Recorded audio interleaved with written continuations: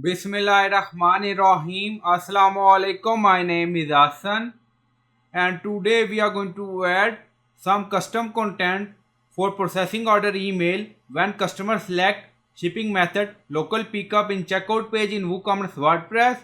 Before starting work, it's my request, please subscribe my channel. Thank you. Now back to our work. So we are going to target processing order email for local pickup for shipping method.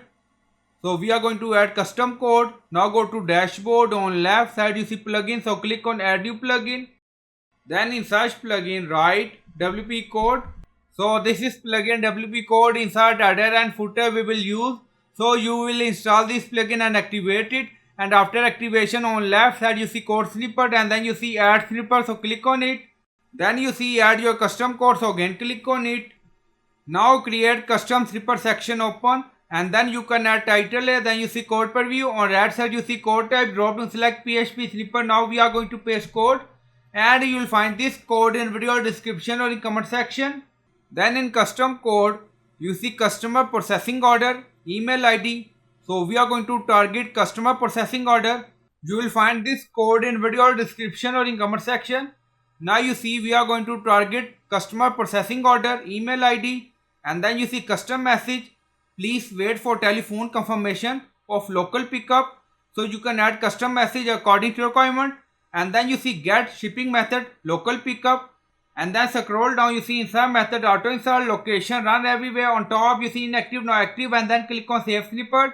Now snippet created and saved. Go to checkout page and refresh the page. So we select shipping method local pickup. Now select cash on delivery. So we added custom message for customer processing order email. Now enable this option and then click on place order. Now order received done. Go to Gmail to check or customer email. So we are in Gmail and then you see thank you for your order.